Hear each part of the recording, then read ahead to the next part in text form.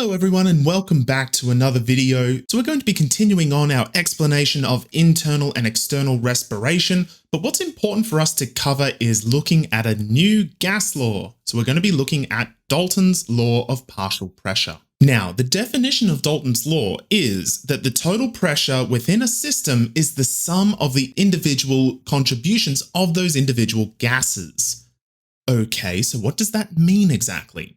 Well, the air that is surrounding us right now is not just a single substance. It is composed of many different gases, in particular looking at nitrogen, oxygen, carbon dioxide. There's also water floating around, so that humidity, sometimes a little bit higher than what we like, but regardless. So there are multiple things floating around in the air. So what Dalton's law describes is that when we are at sea level, the amount of pressure that is being exerted by the air is around 760 millimeters of mercury. What this means is that all of those individual components of air are what are contributing to that overall air pressure. And this is what we are sort of seeing on the screen here. So if we have a look at, say, oxygen. So oxygen is around 20.9% of the air that we breathe. So what that means is that because oxygen is 20.9% of the air, those oxygen molecules are responsible for 20.9% of that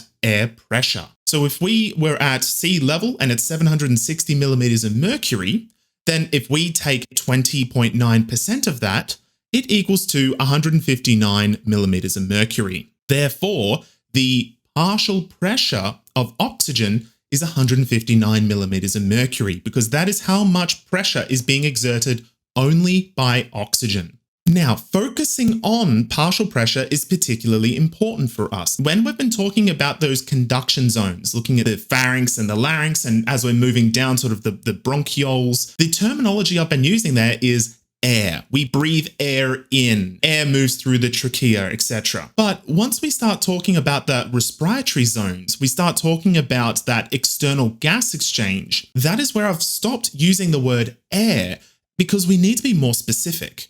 This is where I've been saying, oxygen moves into the blood, or carbon dioxide moves out of the blood. So what is important to note here is that when we are looking at whether it's oxygen or carbon dioxide, it is still moving like a gas. It's still going to move down its concentration and its pressure gradient.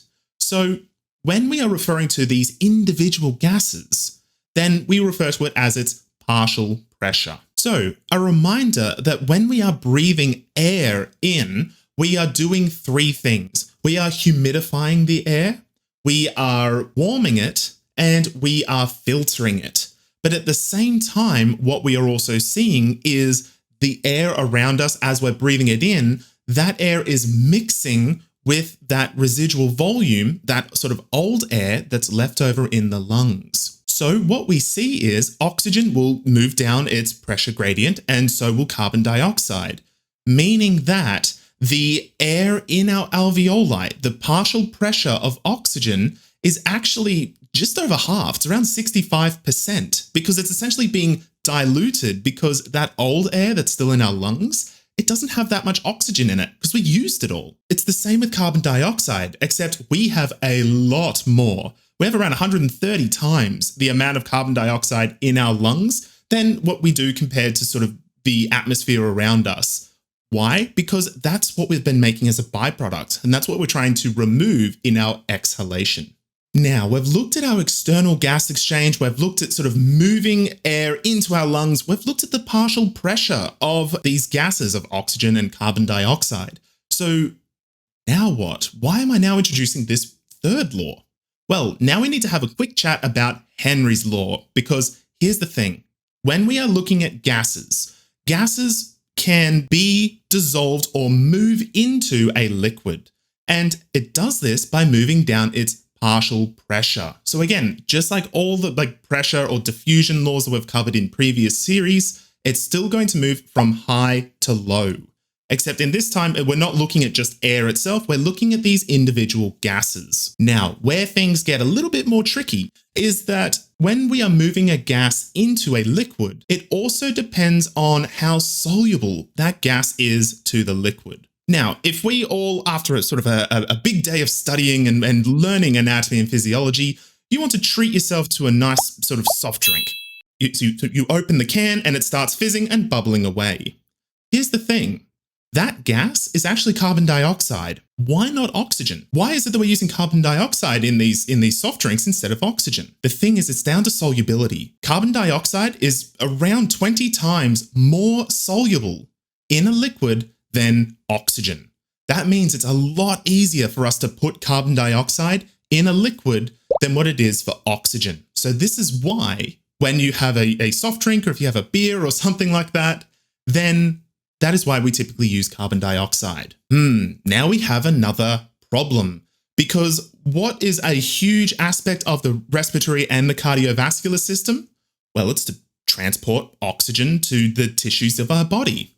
Okay, but how are we going to do that? We can't just dissolve oxygen into the blood, because as we're now seeing, oxygen is very poorly soluble in the blood. It's very poorly soluble in aqueous solutions.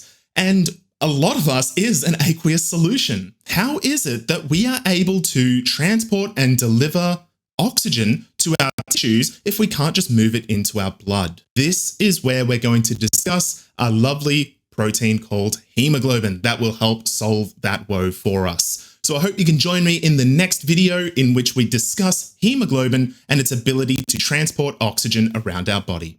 I'll see you then.